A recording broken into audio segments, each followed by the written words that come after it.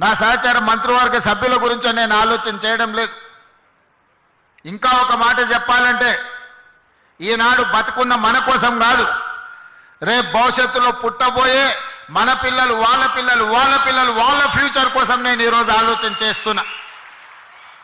పెద్దలు బట్టి విక్రమార్క గారు చెప్పినట్టు 436 సంవత్సరాల క్రితం కులీ కుతుబ్ షాహీ గారు హైదరాబాద్ నగరానికి పునాది రాయి వేసినప్పుడు చెరువుల్లో, నదుల్లో ఏ విధంగా అయితే చేపల సమూహం ఉంటుందో నా హైదరాబాద్ నగరంలో కూడా ప్రజలు ఆ విధంగా ఉండాలి, పెంపొందాలి అని కోరుకున్నాడంటే 436 సంవత్సరాల క్రితం కులీ కుతుబ్ షాహీ వేసిన పునాది రాయి ఈరోజు మా నగరం గొప్ప నగరం, హైదరాబాద్ నగరం మాకుందని మనం గర్వంగా చెప్పుకునే పరిస్థితులు ఈరోజు మనకు వచ్చినాయి.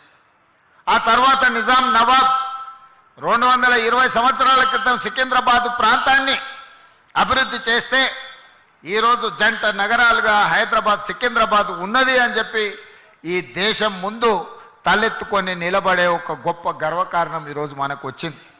అంతటితో ఆగలే అభివృద్ధి.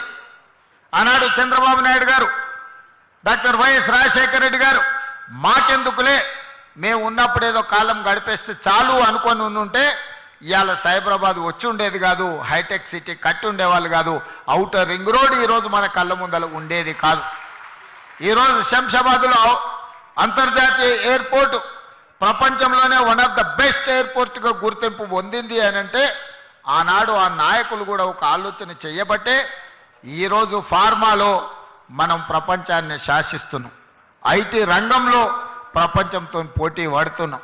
సిలికాన్ వ్యాలీలో ఈరోజు మన పిల్లలు గొప్ప గొప్ప పొజిషన్లో ఉన్నారు అని అంటే ఆనాటి నాయకులు ఒక ప్రణాళికబద్ధమైన ఆలోచన చేసిండ్రు కాబట్టి ఈరోజు ప్రపంచంతో పోటీ పడగలుగుతాం. అందుకే మిత్రులారా, గతం నుంచి భవిష్యత్తుకు పునాదులు వేసుకోవాలి. గత అనుభవాలు మన భవిష్యత్తుకి ప్రయోజనకరంగా ప్రణాళికలు మనం రచించుకోవాలి. మరి కులీ కుతుబ్ షాహీ కావచ్చు, నిజాం ప్రభువులు కావచ్చు, లేదా ఉమ్మడి రాష్ట్రంలో ఉన్న ముఖ్యమంత్రులు కావచ్చు, వాళ్ళ నుంచి మనం నేర్చుకోవాల్సింది మంచి ఉంటే నేర్చుకోవాలి, అది మన భవిష్యత్తుకు పునాదులుగా మార్చుకోవాలి అన్నదే ఈరోజు ఈ వేదిక మీద ఉన్న నా సహచార మంత్రివర్గ సభ్యులు, మా శాసనసభ్యులు నా ఆలోచన. ఈరోజు భారత్ ఫ్యూచర్ సిటీ మన భవిష్యత్ తరాల కోసం, మన భవిష్యత్ తరాలు ఈరోజు మనము మాట్లాడితే మన వాళ్ళు అప్పుడప్పుడు మిత్రులు చెప్తుంటారు న్యూయార్క్ అద్భుతంగా ఉంటుంది. అవును, బాగానే ఉంటుంది న్యూయార్క్. ఆ తర్వాత చెప్తారు జపాన్లో టోక్యో చూడాలి, ఆహా అంటారు, అవును అద్భుతంగా ఉంటుంది. కొంతమంది మిత్రులు సింగపూర్ పోయొచ్చి అసలు సింగపూర్ ఉంటుంది చూడాలన్నా అని చెప్తారు, అది బాగానే ఉంది. మీరు అందరు చాలా మంది దుబాయ్ చూసిటారు, అబ్బా దుబాయ్ ఉంటుంది కదా అని మీరు చెప్తారు.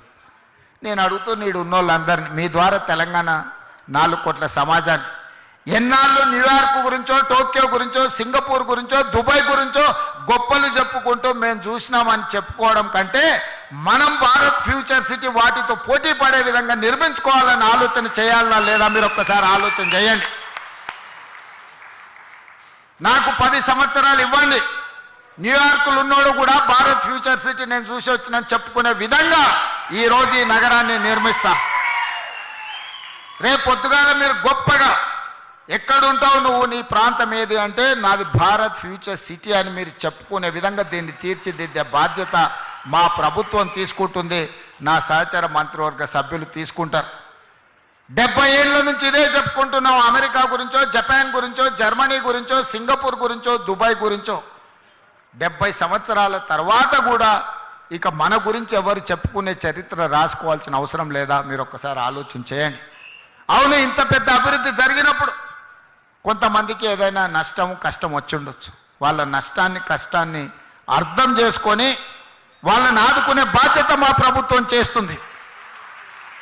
మీ ఇంట్లో పట్టాలు పెండింగ్ ఉండే, నేను మాట్లాడి కేఎల్ఆర్ గారితో మాట్లాడి అధికారులను పంపించి అందరి ఇంట్లో పట్టాలు ఇవ్వండి, వాళ్ళని కూర్చోబెట్టి వాళ్ళని ఆదుకోండి, వాళ్ళందరికీ ఇందిరమ్మ ఇండ్లు ఇవ్వండి, అదనంగా 5-5 లక్షల రూపాయలు వాళ్ళు కట్టుకోవడానికి వస్తాయి.